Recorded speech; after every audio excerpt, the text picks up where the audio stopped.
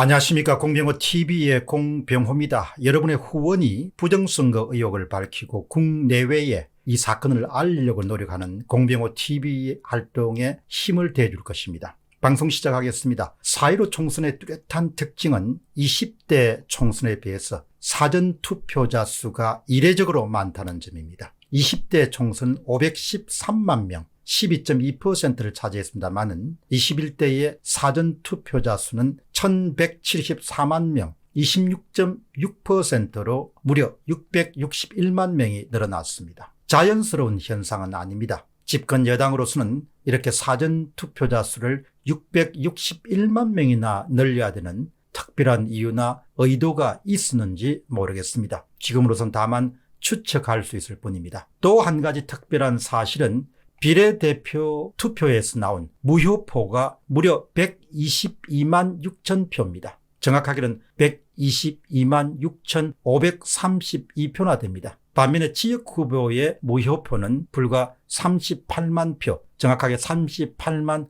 59표에 지나지 않습니다. 비례대표 후보 투표에서 무효표가 전체 비례대표 총 투표 수의 10.4%를 차지하는 것은 일반 상식으로는 이해가 되지 않고 정상적인 일도 아닙니다. 짐작되는 바가 있지만 정말 석연치 않은 부분입니다. 통계 분석의 조작값 측면에서 보면은 지역 투표보다도 비례 투표가 상대적으로 훨씬 더 조작된 상태가 심하다, 그런 잠정 결론을 얻을 수 있습니다. 이른바 표 훔치기 모델이나 표 빼돌리기 모델을 이용하면 상대적으로 비례투표의 사전 득표율과 당일 득표율 격차가 놀라울 정도로 비례대표제가 지역 투표에 비해서 큽니다. 원론적으로 이야기하면 사전투표가 20대 총선에 비해서 한 배가 훌쩍 뛰어넘는 661만 명으로 늘어났다는 사실은 그만큼 사전투표에서 특별한 작전을 기획해서 실행에 옮길 가능성이 그만큼 높다는 이야기합니다.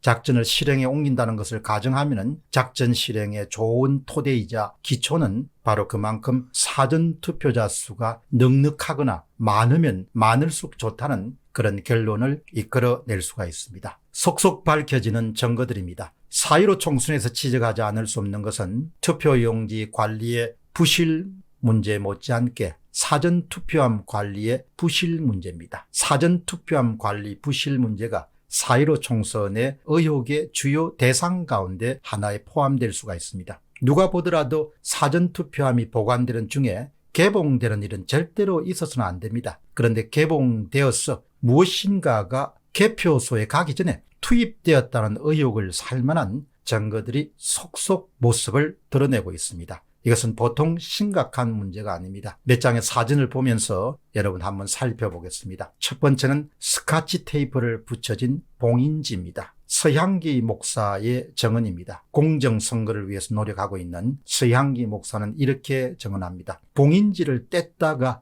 다시 붙이려 하는데 붙여지지 않으니까 최후의 수단으로 스카치 테이프를 붙인 겁니다. 스카치 테이프 붙인 흔적이 아주 완전히 남아 있습니다.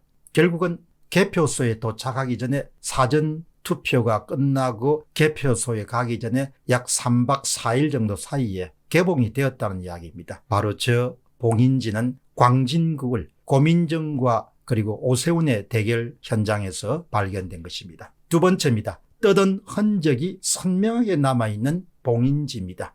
이 물건 또한 서향기 목사가 제공한 증거입니다. 투표함에 붙어있는 봉인지를 떼낸 흔적이 선명하게 남아있는 바로 광진구 을의 투표함과 봉인지 상태를 말해주고 있습니다. 세 번째 그림은 또렷하게 흔적이 남아있는 봉인지입니다. 서향기 목사는 묻습니다. 왜 떼낸 다음에 붙이는 것일까요? 장난삼아 그렇게 한 사람은 없을 것입니다. 아마도 어떤 의도를 갖고 무엇인가를 투입하기 위해서 봉인지를 건드렸을 것이고 또 건드린 그 흔적이 지금 여러분이 보시는 사진에 고스란히 남아 있습니다. 다음 네 번째 사진은 무슨 특별한 일이 있었던 정황입니다.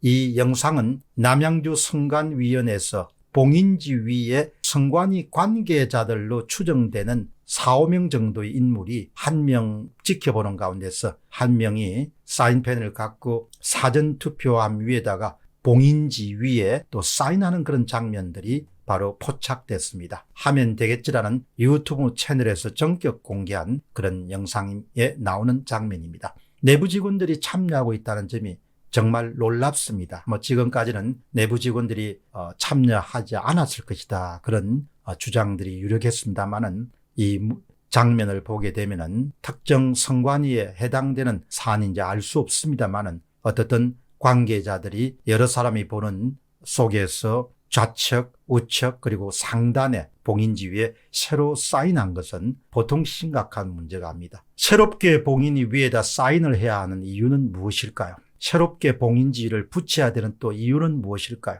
그러면 과거에 봉인지가 붙었던 투표함은 어디로 간 것일까요? 새롭게 봉인지에 사인하는 그런 투표함은 새롭게 생긴 것일까요? 이런 여러 가지 복잡한 추측이 가능하게 됩니다. 이유 여하를 불문하고 사전투표가 끝나고 그 다음에 봉인지로 봉인이 되고 나면 누구도 그것에 대해서 사인하거나 뜯거나 하는 일을 할 수가 없습니다. 그렇기 때문에 지금 우리가 화면에서 볼 수 있는 모든 사항은 불법에 준하는 그런 행위다라는 점을 분명히 지적하고 싶습니다. 이 정도의 증거가 공개가 되면은 벌써 검찰은 투표함에 유형 투표지를 투입해서 특정 후보를 유리하게 하는 부정선거의 전형적인 수법인 표언기에 해당한다, 그런 의심을, 혐의를 갖고 수사를 착수해야 됩니다. 지금쯤은 검찰이 수사를 착수하고도 남음이 있을 정도의 그런 화면 자료는 아주 중요한 그런 증거로 활용될 수가 있습니다. 그러나 지금까지 검찰이 어떤 종류의 부정선거 의혹에 대해서 수사를 착수했다는 그런 소식은 전해지지 않고 있습니다. 1960년 3.15 부정선거의 가장 중요한 방법은 사전투표에서 40% 정도의 분량을 이승만 대통령, 이기붕 부대통령이라고 사전에 만든 유령 투표지를 투표가 시작되기 전에 투입하는 방식을 사용했습니다. 대신에 상당수의 유권자들에게는 투표지를 제공하지 않는 방식을 사용했습니다. 광범위한 오프라인 조작 사건에 대해서도 우리가 제보를 받아야 되고 또 관심을 갖지 않을 수가 없습니다. 여러분께서 특이한 사항을 보시게 되면 문장도 괜찮고 또 이미지 파일이라든지 사진과 같은 것, 동영상 같은 모든 것이 환영합니다. 공제보센터로 이런 방문해서 여러분 모든 문건을 보내주시면 제가 적절히 정리해서 이렇게 방송으로 여러분들에게 보답하도록 하겠습니다. 공병호 TV의 공병호였습니다. 감사합니다.